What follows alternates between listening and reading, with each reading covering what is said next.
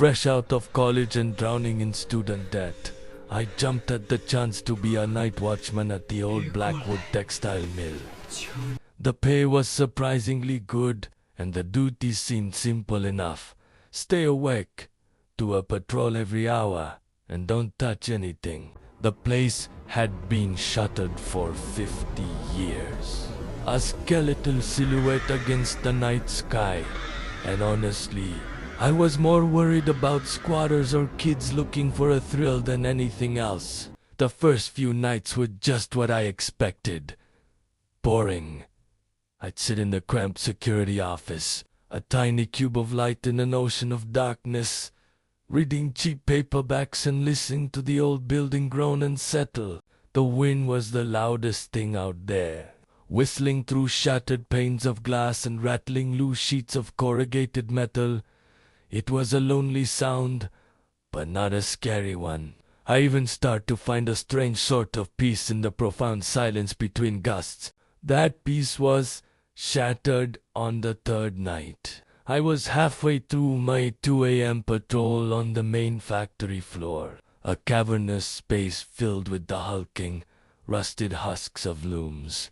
My flashlight beam cut a weak path through the oppressive dark, dust motes dancing in the light like tiny ghosts. That's when I heard it. A whisper, so faint I thought I'd imagined it.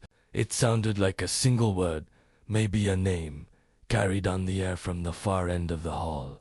I swept my light across the rows of machinery, but there was nothing, just steel and shadow. I shrugged it off. Old pipes, the wind playing tricks. But the next night, it came back. This time, it was clearer. A child's voice humming a simple, tuneless melody.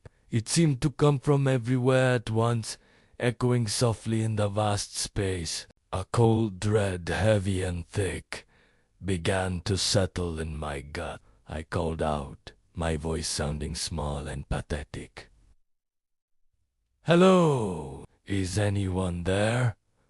The humming stopped. For a moment there was only the sound of my own ragged breathing. Then a giggle, a little girl's giggle, playful but utterly devoid of warmth. It seemed to dance just at the edge of my hearing, a phantom sound that made the hairs on my arms stand up. I started dreading my patrols. The security office, once a prison of boredom, now felt like a sanctuary. But the job was the job. Each hour I'd force myself out, my hand clamped so tightly around my heavy-duty flashlight that my knuckles turned white.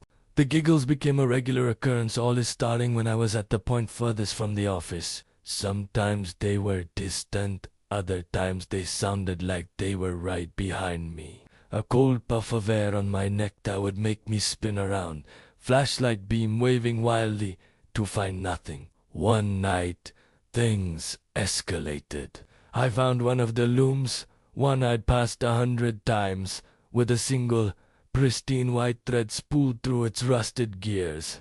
As I stared at it, a rhythmic asterisk thump thump started out from the floor above. It sounded like someone methodically banging on the floorboards. I backed away slowly, never taking my eyes off that impossible white thread, and retreated to the office. I spent the rest of the night with the door locked, heart hammering against my ribs, listening to the thumping sound come and go. My curiosity, stupidly, got the better of me. The next day, I went to the local library and looked up the history of the Blackwood Mill. The place had a dark past. In the 1920s, working conditions were brutal. There were numerous accidents, but one story stood out. A little girl named Lily, the factory owner's daughter, used to play among the looms while her father worked. One evening, she wandered off. They found her the next morning. Her frilly dress had gotten caught in one of the machines. The article didn't give details, but it didn't need to. It just said the mill closed down a few years later, plagued by unfortunate events and rumors that the place was haunted. That night, armed with this terrifying new knowledge, going on patrol felt like walking to my own execution. The air in the mill was colder than ever, a damp chill that seeped right into my bones. The giggles started the moment I stepped onto the factory floor. "Lily?" I whispered, my voice trembling. The giggling stopped.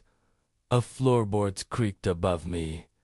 Then another, closer. My flashlight beam shot upwards, catching a flutter of movement in the catwalks high above. It was a small shadow, darting away from the light with unnatural speed. My blood ran cold. It wasn't my imagination. It was real. I should have run. I should have sprinted out of that building and never looked back. But I was frozen, pinned to the spot by a primal fear I'd never known. The rhythmic thumping started again, but this time it wasn't from above. It was coming from the end of the hall, from the very loom mentioned in the newspaper article. Asterisk thump thump thump. It was slow, deliberate, and getting louder. I forced my legs to move, shining my light towards the sound. The beam landed on the machine. Something was hanging from it, a small, tattered white dress, swaying gently back and forth, banging against the metal frame. Asterisk thump, thump, thump. As I watched, horrified, a tiny, pale hand reached out from the darkness behind the loom and gave the dress a little push. A whisper slithered directly into my ear, as if someone was standing right beside me. "Wanna play?" That's what broke me. I screamed. A raw, guttural sound of pure terror. I turned and ran, not even bothering to aim my flashlight, just stumbling through the darkness. The giggling erupted all around me, a chorus of childish glee, chasing me, nipping at my heels. I could feel a cold presence just behind my back, a breath on my neck. I burst out to the factory doors, not stopping until I was through the main gate and in the street, gasping under the pale glow of a street light. I quit the next day, giving no reason. They can keep their money. I don't know what that thing in the mill is. The ghost of a little girl.